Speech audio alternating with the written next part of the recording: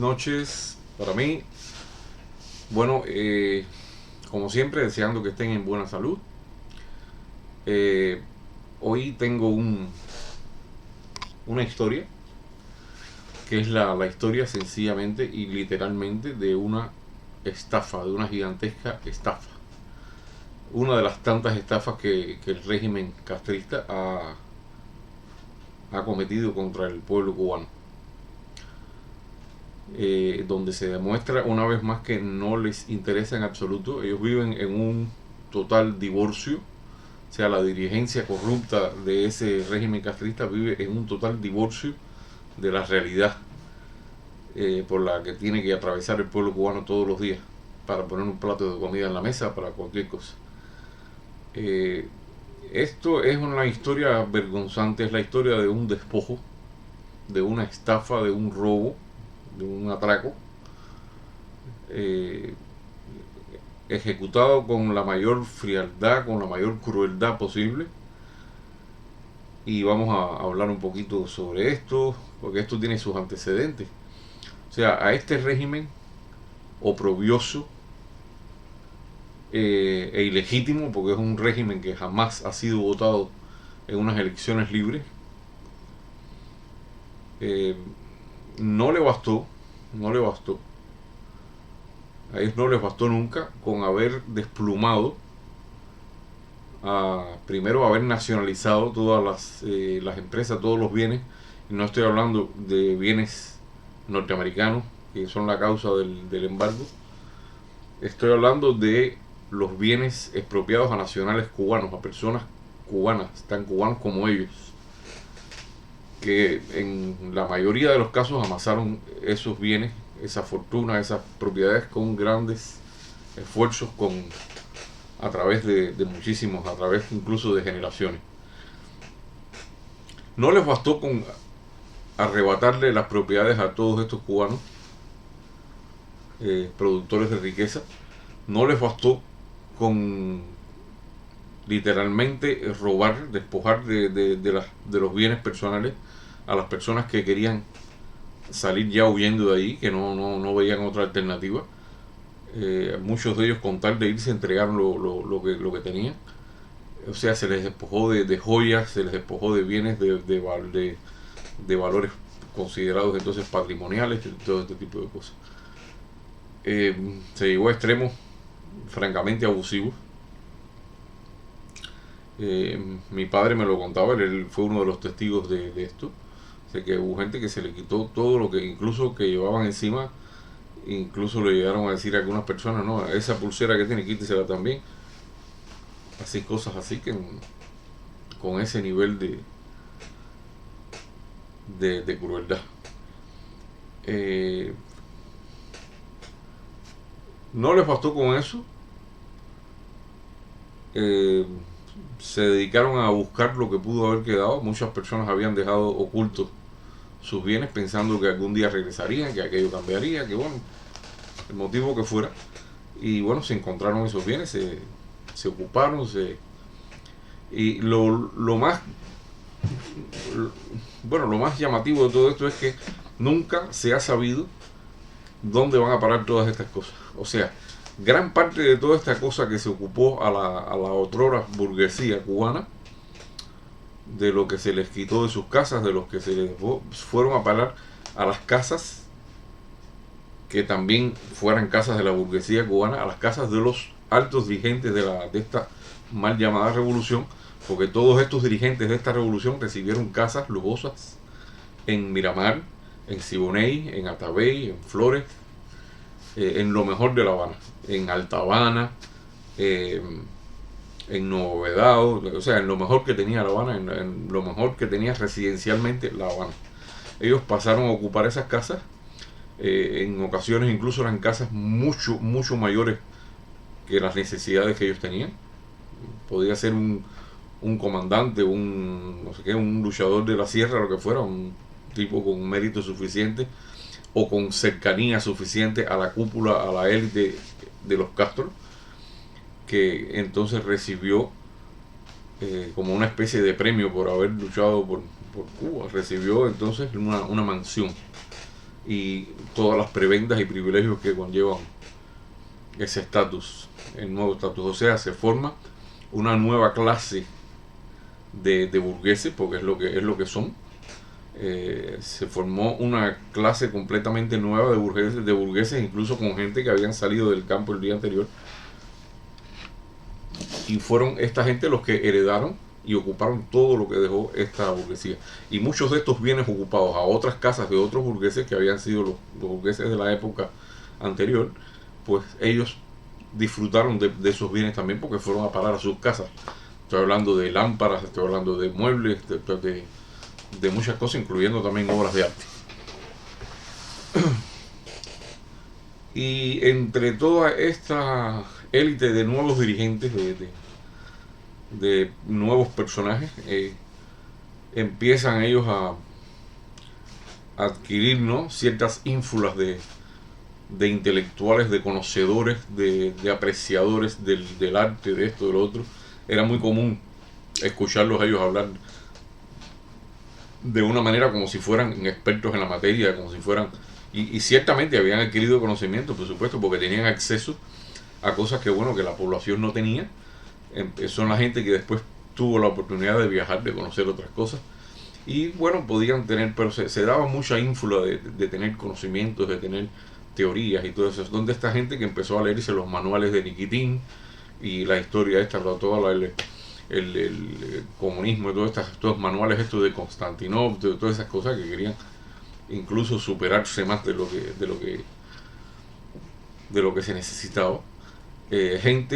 Muchos de estos dirigentes eran gente que, bueno, que realmente habían luchado contra Batista muy duro. Había otros que eran más oportunistas, pero había de todo, lo más variopinto. Pero los más cercanos a la élite del poder, a los Castro, fueron los que recibieron más prebendas y más nivel de vida. Ellos ninguno se casa con una hija o con un hijo de un obrero o con una persona que sea de lo más humilde, de un barrio. Ninguno de ellos vive en un edificio de microbrigada, ninguno de ellos vive en un lugar modesto.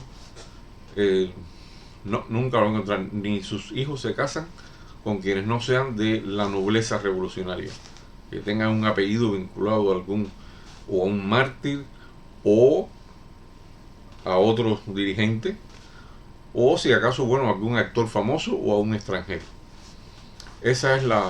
Son los límites en que ellos se mueven.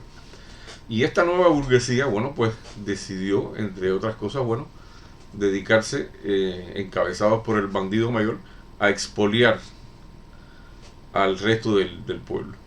Y de eso han vivido todos estos años, poniendo a sus hijos a buen recaudo cuando saben que ya por un problema histórico, ya por un problema de avance de los tiempos, es probable que no puedan tener un dominio total del pueblo de Cuba durante toda la vida. Entonces han ido preparándose para cuando ellos no estén, pues haber minado todas las ramas claves de la entrada de divisa en el país.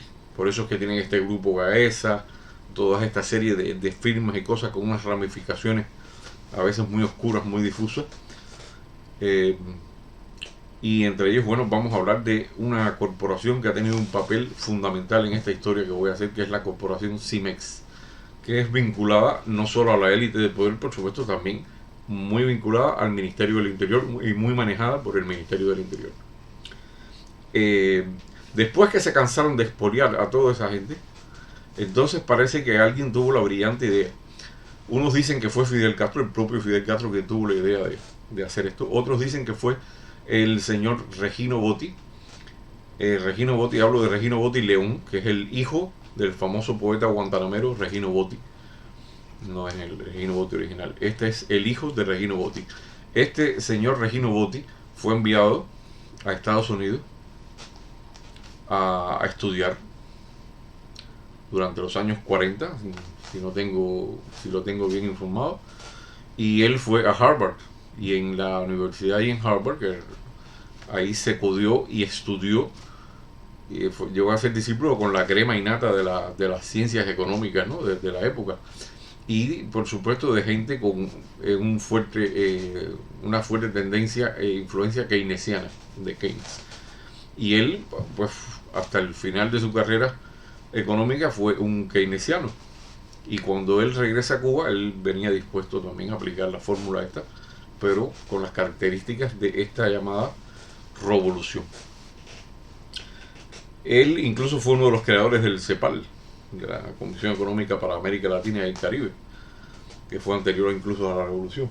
Y cuando triunfa la revolución, a él le dan el encargo de ser el ministro de Economía con el presidente Manuel Urrutia. Y él creo que estuvo en ese cargo de ministro de Economía hasta el año 64 y tantos después. No tengo bien la pista, él ocupó varios cargos. Después creo que fue al JUSEPLAN, al famoso JUSEPLAN, Junta Central de Planificación.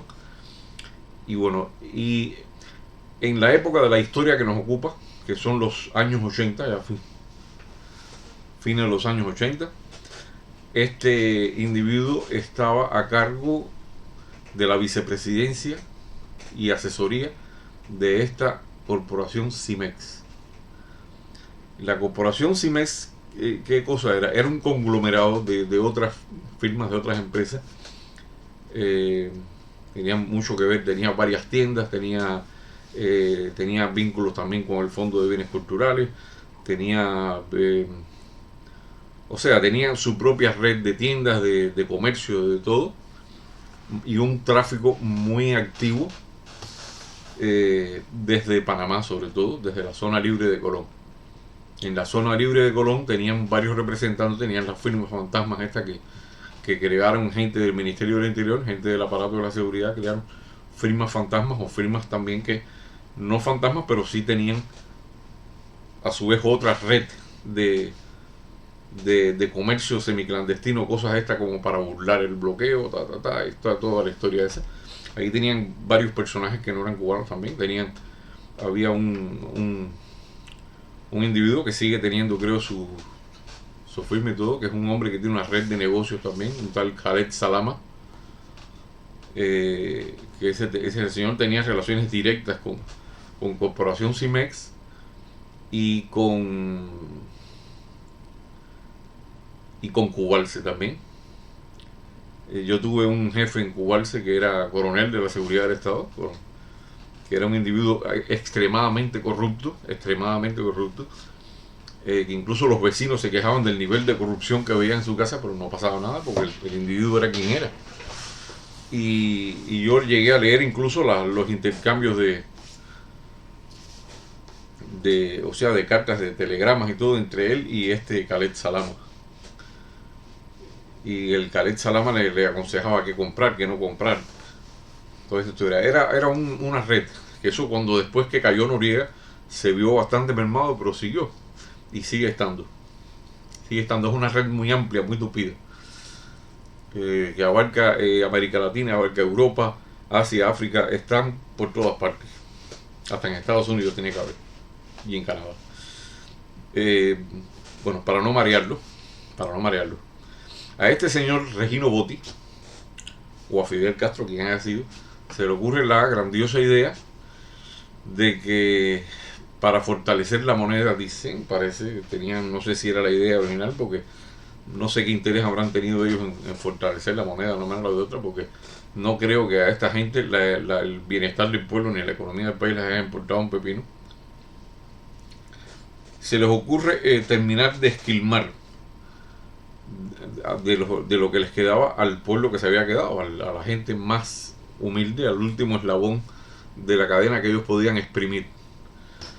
¿Y qué decidieron hacer estas mentes, estas gente tan HDP? Ellos deciden crear una serie de casas de recaudación de valores, de fundamentalmente oro, plata y por supuesto otros valores, otras cosas, orfebrerías y objetos de valor, incluyendo obras de arte también.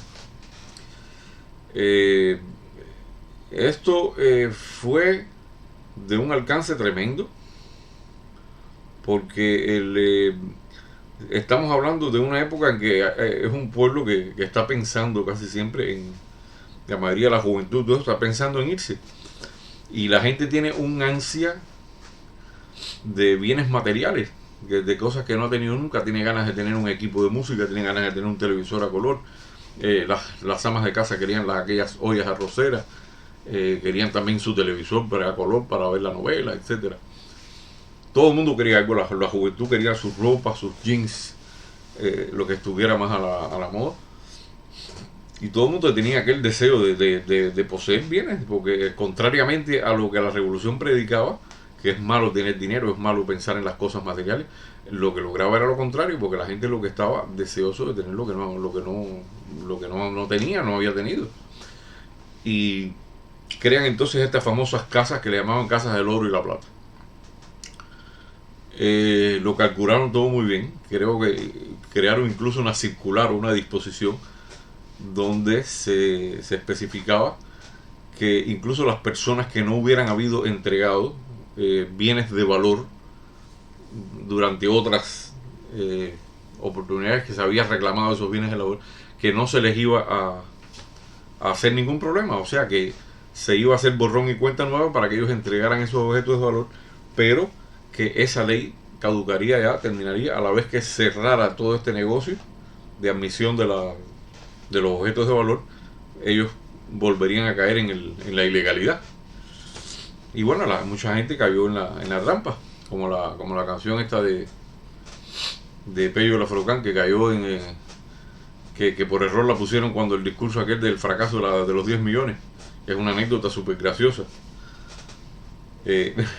Pero que no, bueno, Timba cayó en la trampa, y el pueblo cubano Timba cayó en la trampa. Cayó en la trampa porque ellos desde el principio tenían todo calculado de que no iban a perder nada en eso. Todo tenía que ser ganancia neta. Ellos estaban muy interesados en los metales preciosos, sobre todo oro y plata, platino, lo que sea, pero fundamentalmente oro.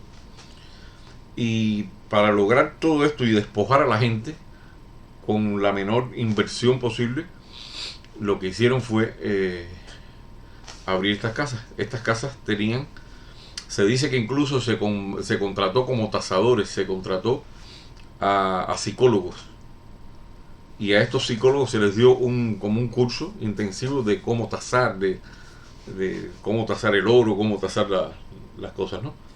Para que fueran capaces de convencer a la persona que venía a tasar sus cosas de que era lo mejor para ellos y de que iban a salir ganando, que era un negocio redondo. Y parte de esta gente eran los llamados exploradores. Estos llamados exploradores, ¿quiénes eran? Que es una cosa que no se sabe mucho. Eran como una avanzada que iban por los barrios, por los lugares, investigando quién podía tener cosas de estas. Iban sobre todo a casas de donde vivían señoras mayores ya, a veces solas, casas que había que eran de gente que habían sido de la alta burguesía o de la mediana burguesía, que podían tener algún tipo de bien aún, y entonces las convencían para tratar de convencer a esta gente de que iban a tener un televisor a color, de que iban a tener esto, que iban a tener lo otro, y que en definitiva que eso era lo que quedaba, que ya no se iba a hacer nada, no iban a hacer nada con esas joyas, con ese oro. Eso eran los llamados exploradores. Todo esto lo pensaron de una manera maquiavélica, terrible. Entonces, ¿qué pasaba? La gente tenía que hacer a veces colas tremendas, porque la gente estaba deseosa de tener aquellos bienes que al final no se daban cuenta que eran pura pacotilla. Pura pacotilla. Y la gente empezó a buscar oro en sus casas, en la casa de la abuela, donde quiera que el lugar imaginable. Se dieron casos de profanación de tumbas, de gente que sabía que había familiares o X gente. Se llegó a eso. Yo sé que es difícil de creer, suena muy macabro, pero gente que llegó a desenterrar o a violar, profanar tumbas con fin de sacar dentaduras de oro y objetos con lo que muchas veces había gente que tenía la costumbre de enterrar familiares con cadenas, con algún reloj, con cosas así. Y hubo gente que todo lo que tenía en mano que pudiera tener una minúscula fracción de oro o de plata, lo que fuera, lo llevaba. ¿Sabes que en Cuba teníamos aquellas cucharitas de plata, ¿no? En mi casa las había, que con esa me daban a mí las medicinas o el huevo, no me acuerdo qué era. Bueno, eran unas cucharitas de plata para las medicinas también. Me daban, me acuerdo, había unas de plata que me daban aceite de hígado bacalao. Y la gente buscaba los cubiertos de plata sterling, eran muy buscados, porque esos también te los tasaban un momento y se quedaban con ellos. Pero la gente lo que no sabía era el valor real de lo que estaban entregando. Pero incluso muchos sí lo sabían, pero es que no tenían más opciones. Ellos querían disponer de las cosas estas. Y entonces, bueno, era mejor algo que nada. Y entonces decidieron entregar lo poco que les quedaba, las sortijas, los brillantes, incluso anillos de compromiso. En fin, todo. Hurgaron en cada rincón familiar, en cada cosa que pudiera tener un valor, para venderlo en este lugar. Y bueno, les dio un resultado a la gente del gobierno extraordinario, porque recaudaron una cantidad considerable de oro. Imagínense con esas tasas ínfimas, con esas tasas tan ínfimas, que por una buena sortija de oro le daban a las personas entre los veintitantos, 30, 35 dólares, no más. Imagínense ustedes cuánto puede valer una sortija de oro. Así, y que le den a una persona, supongamos que le den 40 dólares. ¿Cuánto en realidad puede valer esa sortija? Eso vale muchísimo, muchísimo más. Imagínense cuánto tiene que haber entregado a gente, que hubo gente que hasta carros se sacaron con esto del oro y la plata, que lo vendían carísimo además. Pero que tenía además la tasación, era una manipulación total de la gente. Los precios eran otra manipulación, porque lo que te daban era un valor ínfimo, pero súper ínfimo de lo que valía en realidad lo que tú estabas entregando. Y aparte, las colas que tenía que hacer la gente les aumentaba la ansiedad, todo, las ganas de que por fin tuvieran esas cosas. Y la gente se desprendió es tan triste la gente como se desprendió de cosas que significaban tanto en realidad, y se dejaron cegar por todo aquello. Era una fiebre, le decían la fiebre del oro. Gente que se deshizo de objetos de valor, de cosas que eran recuerdos muy entrañables, y al final, fíjense, para comprar qué. Después que te tasaban todo esto, te entregaban entonces una cantidad de una moneda creada para esto, que esa te permitía solamente servía para ir a unas tiendas especiales, no era cualquier tienda, unas tiendas especiales, que curiosamente esas tiendas no solían tener vitrina ni nada hacia afuera, unas tiendas cerradas, era como un almacén. Y ahí entonces usted podía ir con un acompañante nada más, no se podía ir más, con un acompañante a comprar lo que había ahí con ese dinerito que te habían dado por lo que tú tenías. Y ahí, bueno, había todo tipo de pacotilla, de mercancía muy mala, ropa mediocre, muy mala. No había nada realmente de valor. Había mucho televisor a color, lavadoras, cosas así. Casi todos de marca esta, Dytron, que esa no sabe ni de dónde coño salió. Dytron, algunas Daewoo, cosas así, algunas cositas de Sanyo que Sanyo tenía cuando eso, la representación ahí en Colón, y tenía una filial en Cuba que no se conocía mucho, pero que mi padre fue administrador de esa filial. Y entonces toda esta corporación Cimex tenía una entrada de productos extraordinaria de la zona libre de Colón, en el canal de Brahma, que ahí esto se adquiría por precios irrisorios, precios sumamente baratos. Todo este tipo de ollas arroceras, de televisores, de lavadoras, todos los efectos electrodomésticos eran de los más baratos que se podían encontrar. Súmenle a eso que la garantía que les daban eran de 3 días nada más, cuando comprabas aquello. Estabas comprando en un lugar que cuando ya llegabas tenías que gastar todo el dinero. No podías guardar un poquito, no, tenías que gastarte todo el dinero en eso. Era realmente, señores, un atraco. No a mano armada, pero un atraco, un robo. Y pues Timba cayó en la trampa. Y así todo el mundo se deshizo de lo que tenía. Y así. ¿Qué se hizo de todo ese dinero? Bueno, aquí hay varios comentarios, varias opciones, varias teorías y afirmaciones de gente más confiable o menos confiable. De las más confiables se dice que todo ese oro ha ido pasando a una reserva por supuesto que tiene que ver con la familia de los Castro Ruz, y me imagino que ahora de los Castro Espín, de toda esta gente, y de los López Calleja, no sé, de la gente que está en el poder real en Cuba, que no es Díaz Canel ni nada, ni la casa en Guanajuato. Y se dice que toda esta reserva de oro no está en el Banco Nacional, en una bóveda, no, que está realmente en unas bóvedas en el sótano del Palacio de la Revolución. Ahí es donde se halla realmente la reserva de oro de Cuba. O sea, la reserva que ya estaba menguada de todo lo que se han robado. Entonces ahora se engrosó de nuevo con este asunto del oro y la plata. Y esto le sirvió para, a su vez, vender, porque fíjense, hay un detalle importante también. Ellos te tasaban las prendas por el peso. Fíjense ustedes, no se tenía en cuenta, o sea, ellos sí lo tenían en cuenta para lo que después lo iban a revender, a subastar, lo que fuera. Ellos te pagaban como te pagaban el peso de lo que era, pero bueno, eso era una prenda que tú estabas entregando, que puede que tuviera un montaje de mucho valor, tuviera una piedra de valor, pero si no era diamante, te decían que no tenía tasación. O sea, no tasaban la piedra que no fuera diamante, podía ser una piedra buena, podía ser una amatista, podía ser un rubí, podía ser cualquier cosa, y eso sencillamente te decían que no era una piedra valiosa. Y si tú sabías lo que era, te decían, bueno, no, pues llévatelo, no tiene. En definitiva, no había arreglo, había que todos entraban por lado. Y a la vez que te la tasaban y ya te fastidiaste, no tenías marcha atrás. Y por eso fue que hicieron más dinero todavía, porque se estafaron a la gente con nada más que pagándole por el peso, cuando en realidad había cosas que se entregaron que tenían un valor artístico descomunal. No todo, en una joya no todo es el oro que tiene.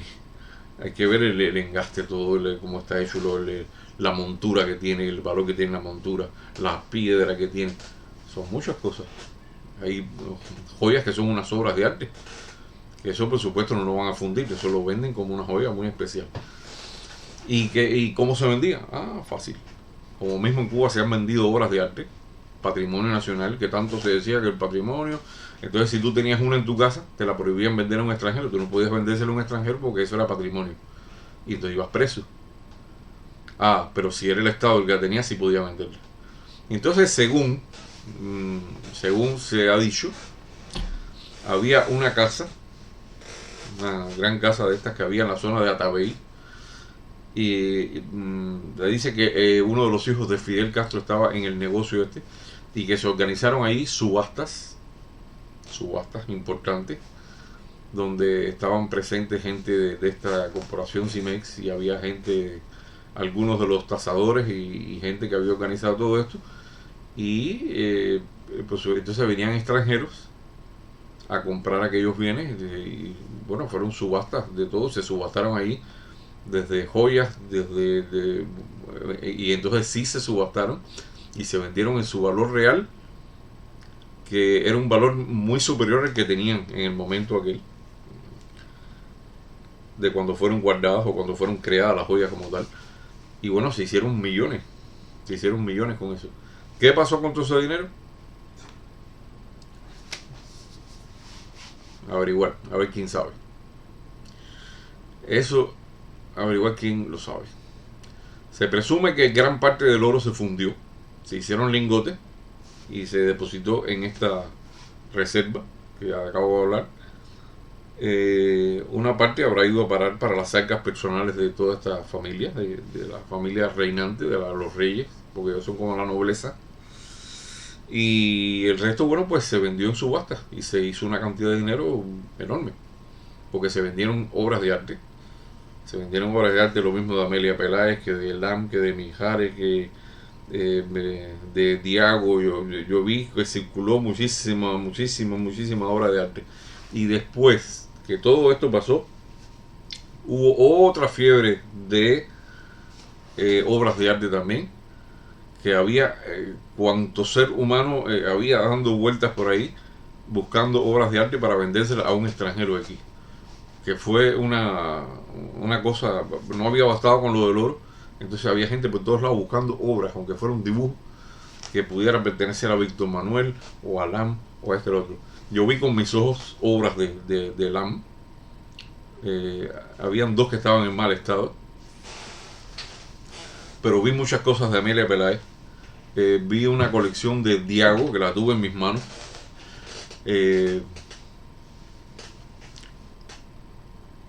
Había muchas cosas que se vendieron, pero además todo esto era en una cosa muy, porque por un lado estaban los privados que estaban en la calle tratando de hacer dinero, de buscar un extranjero que quisiera comprar la obra o lo que fuera, y habían extranjeros que estaban en eso, que venían a Cuba porque habían oído hablar de que había obras de arte y querían comprarlas, y entonces estaban explorando este submundo también, y mucha de la gente de este submundo estaban a la cacería del extranjero que quisiera comprarla.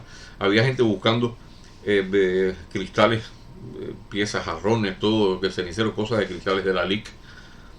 Había gente que buscaba cristal de Murano. Había quien buscaba vajillas con cristal de Bohemia o cristal San Luis, con Bacará. Había gente que buscaba, bueno, cosas muy artísticas. Habían unas esculturas de porcelana que también eran muy buscadas. Y algunas piezas que eran del Art Nouveau legítimo, ¿no? También eso eran muy buscadas, muy valiosas, y sobre todo de pintores cubanos reconocidos, como Amelia Peláez, como Lam, y esto originó otra segunda fiebre, pero en este caso de obras de arte. Entonces hay gente que no tiene ni idea de obras de arte buscando obras de arte, y no sabían que ya la mayor parte de esas obras de arte, las que quedaban, habían sido falsas. Y había otro grupo de gente que se dedicaba a falsificar obras de arte bajo el amparo del Ministerio del Interior, de un cierto personaje siniestro, y tenía un grupo, entre ellos el que llevaba la voz cantante, que era uno que le decían el tuerto, y esa gente se dedicaba a falsificar obras de arte para vender a extranjeros incautos también, y gente así, y venderlo en subastas y todo eso como si fueran originales. Y por ser obras relativamente recientes en la historia, eran más fáciles de falsificar.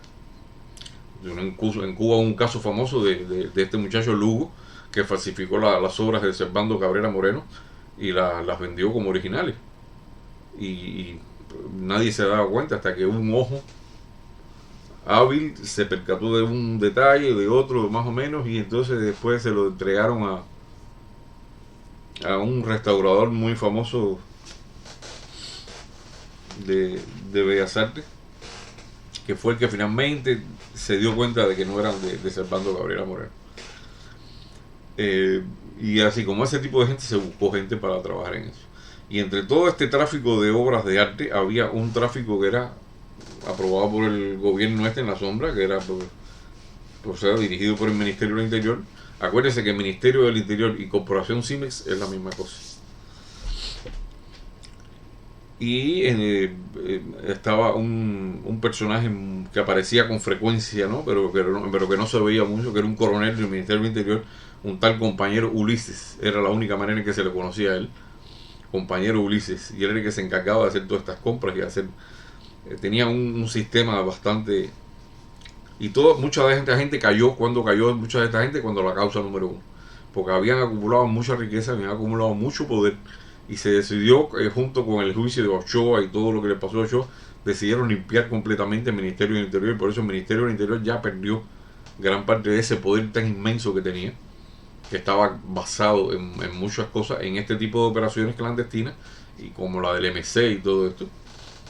Y entonces, bueno, para Fidel Castro siempre fue una amenaza a la gente que no fuera él, que acumulara demasiada riqueza y demasiado poder. Pero esto el oro y la plata fue una cosa planificada completamente y fue diseñada para esquilmar al pobre pueblo de lo poco que le quedaba. Y lo que se les pagó fue nada, bobería. No se puede hablar de cantidades porque es que no llega ni al tercio del valor real. Yo creo que ni a un octavo del valor real, de lo que valían las piezas. O sea que fue un negocio redondo para ellos y pésimo para el pueblo cubano, porque todo lo que compraron fue pacotilla. Ropa de muy mala calidad, equipos electrónicos de dudosa calidad y sin garantía. Todos estos Dytron y todas estas cosas que ni sabían de coño habían venido. cosas muy baratas que, como ya dije, venían de la zona libre de Colón. Y en fin, todo era, y gente que vendió lo poco que tenía para en cambio comprarse cosas horriblemente ridículas, picúas, como aquellas lámparas de filamentos de fibra óptica que se abrían así, que parecían una cosa y daban vueltecitas con una musiquita. Vaya, son cosas que uno se pone a decir, bueno, ¿y el cubano dónde se le metió la cabeza? ¿En qué está pensando cuando ha hecho cosas como esta? ¿Cómo vas a entregar una cosa de valor que significa no solo el valor sentimental, sino también un valor artesanal, un valor por el material que está hecho, por el oro, por todo? Lo vas a entregar para cambio de comprarte las porquerías esas, que son efímeras, que no te van a durar nada. Y bueno, pues así, entonces la gente era entregó todo con tal de comprarse esas baratijas, esos jeans nevados que había, que se pusieron de moda, que después todo el mundo en la calle los tenía. Y en fin, y los que más tenían, pues bueno, llegaron a comprarse carros con aquel de la gente que tenía grandes cantidades de oro. ¿Cómo? No se sabe, porque no se les pedía la procedencia a la gente de nada, ni documentos, ni se les pedía nada. Yo conocí un caso que no sé de dónde lo sacó, pero tuvo que el oro que tenía lo tenía en forma de barra, no sé de dónde lo había sacado, y lo fundieron, y con él hicieron crucifijos y cosas para disimular que habían sido lingotes, ¿no? Para no meterse en ningún problema, y así vendieron cantidad de oro. Y bueno, esto es una historia increíble, ¿no? Es una cosa que lo de la subasta es vergonzoso, es más, también más. Pero bueno, ya es una cosa que la gente, tú se lo cuentas y se resiste todavía a creerlo, ¿no? Pero bueno, fue una de las cosas de las que fuimos víctimas. Es que, miren, si hemos sido víctimas de que en Cuba no se podía comer miles de cosas, no se podían comer camarones, no se podían comer langostas, no se podía comer carne de res, que no se podían entrar a los hoteles, que te hicieran víctima de una cosa más, en este caso de un atropello, de una tropelía como esta. Eso no, ¿qué tiene de asombroso? Pues nada. Bueno, pues nada, esto es una cosa vergonzosa, pero bueno, hay que contarla, porque la gente más joven tiene que saber todo lo que nos hicieron, todo lo que nos, los abusos que cometieron con todo ese pueblo. Así que bueno, hay más temas que tengo parecidos a este, que vamos después a seguir como es habitual, sacando a la luz todo esto, y que sea cada vez más conocido. Así que bueno, ya me despido, nos vemos más pronto que tarde, y bueno, hasta la próxima.